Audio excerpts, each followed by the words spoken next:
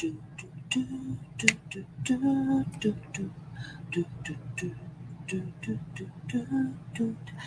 kia ora, Helen Brahms taking me live from Sun City in Arizona. Hope you're having a super fantastic, sparkling, tune it up Tuesday. Today, what tunes have you been listening to while you've been working? It was a dance away day today. It was a busy day, but the tunes were playing, which helped some. Though I did have to turn it off when it got really busy. And it seems to be that when I got busy today, it was not quick questions. They were all questions that required some investigation portion, writing of long answers. They weren't really short. They weren't really short answer questions that came in, and these long ones all came in together, and it's like I'm busy trying to sort this one out. And I had one person who was like firing off all these questions around this similar topic. Well, what was this for? What was that for? And I'm like, oh, this is okay. Hang on. I can't keep up with the quick fire. But here's what I've got so far. What have I missed? And gave him all the answers and everything else and said, did I miss any questions?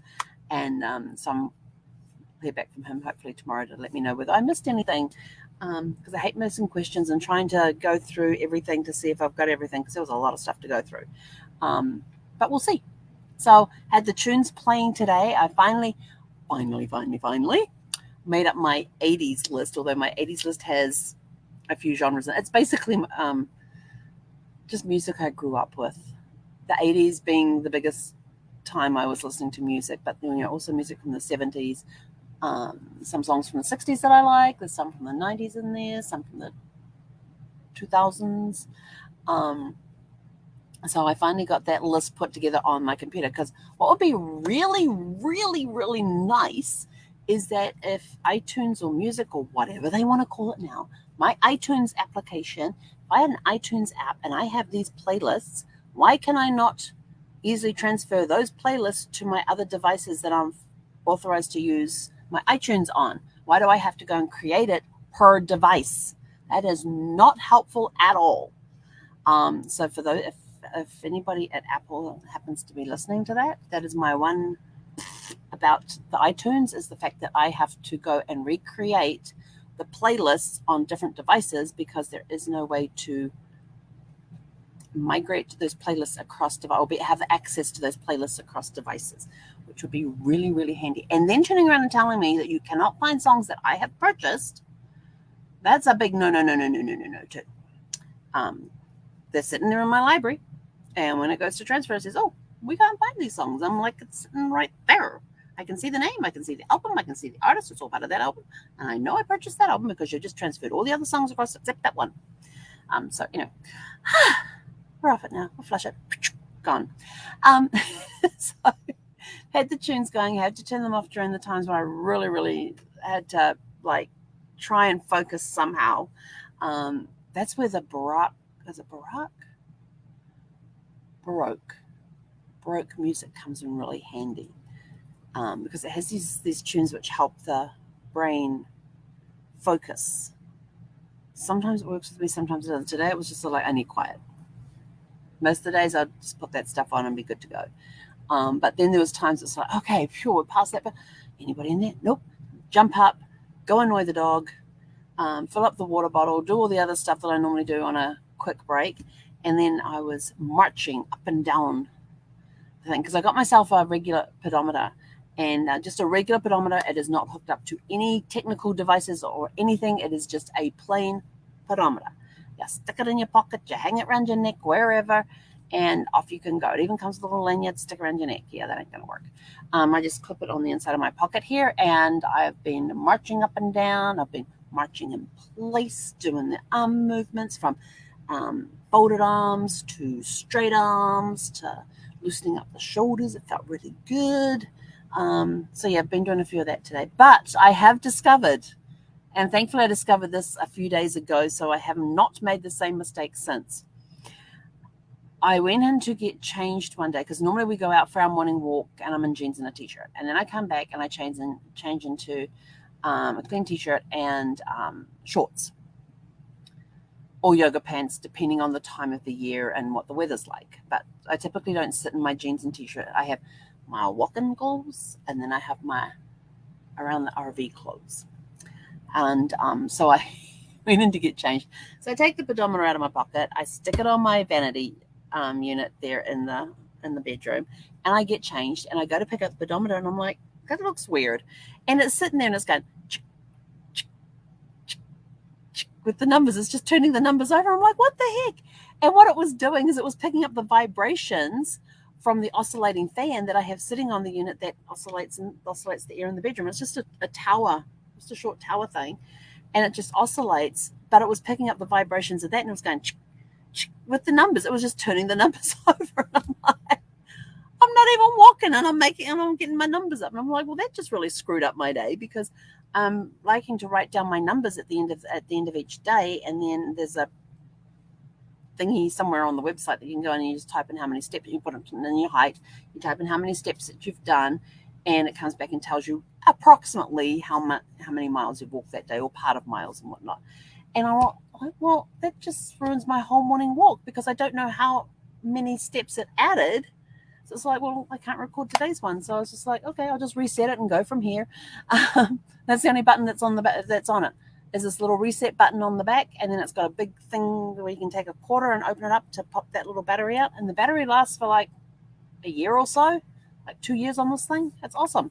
And it goes to sleep, but when it goes to sleep and you get up and start moving, as soon as it wakes up and catches up, it adds 10 steps onto your thing, plus whatever you've walked since the 10 steps. So it's got like a 10-step built-in thing, but you have to walk at least 10 steps before it registers that you're awake, and it adds on those 10 steps plus whatever else you're walking at the time. So it's kind of cool. It's been working pretty well. I had a look at it I was like, okay, where am I at? Then this was interesting. It says, where am I at now? This is when I stepped outside the other day to go for a walk. And what does my phone say, and what does the pedometer say? And so I recorded those two numbers, and then when I came back, the phone was less than the pedometer was, and actual steps taken during that walk. And I was like, kind of thought that this phone, because the phone sits in a pouch on my waistband, and so I thought it would pick up the steps and everything else. And of course, I could tell where I was going, because it's got the little location thingy on for that little device thing in there too, the little health program thing. So I don't know if the phone's not picking up the movement like the pedometer is, or if the pedometer is picking up too much movement. So I don't know. Just the weird things that pop into my head and I wonder about. So what tunes have you been listening to today? What tunes have you been rocking out to? There's times I'm sitting here and doing some, I call it car dancing, because when I'm out in the car, if I'm stuck at lights, we have the music on. And Zeffie's just sort of like looks at me from the back seat like I don't know her. And she'll sit there and whine the whole time, because as soon as we stop at a red light, she starts whining. I don't even have to move. We just have to stop at a red light and she'll start whining. And she won't stop until the light turns green. So if we get there as it's just turned and we're on one of those little side roads where you wait a little longer, and she'll be by her window with her nose pressed out. And of course she has the mesh thing over her window, so you can just see the imprint of her nose from the other side, and she'll start whining loudly. And I'm just hoping and praying that the car next door to us does not have their windows down or anything else. I'm just like, Zeph, you're gonna have to wait for the light to turn red. And but no, it doesn't matter. If we're stopped and we're in the car and we're not moving, she's whining. It's like when we're driving through the resort. 10 miles per hour is the speed limit in the resort, or the pace of a snail is what one sign says. And she will whine all the way through the resort until we get out on the road and we go up to 30, because that's what the speed limit is out on the road outside the resort. We hit 30, she shuts up. And I don't hear a peep out of her until we hit a red light, or I stop at the stop sign. But the stop sign she seems to be a little more lenient with. But get me at a stoplight. Oh, we wind it up. She does not like stoplights at all. So the whole time I'm driving, I'm praying for green lights all the way. And then if we happen to go through a drive-through, she's whining because, and then I'm sort of like, yeah, I'm getting you some eggs or fries or whatever. And I says, yeah, I'll share my food with you. It's not a problem. And so I don't know what people think when we're at a drive-thru and there's dogs in the back seat just whining away. Anyway, Tune Up Tuesday today is all about the tunes that you play while you're rocking it out at work. Do you have music on when you're at work? Do you have music that helps you concentrate when you're working? I just have anything on in the background as long as it's noise, as long as it's music. But there are times that I will turn the music off because for some reason it's sometimes when I am working, it seems too loud, and it doesn't matter how low I turn it down, it just still seems too loud. So I'll just pause it for that time and then go back and put it on later. And then other times I switch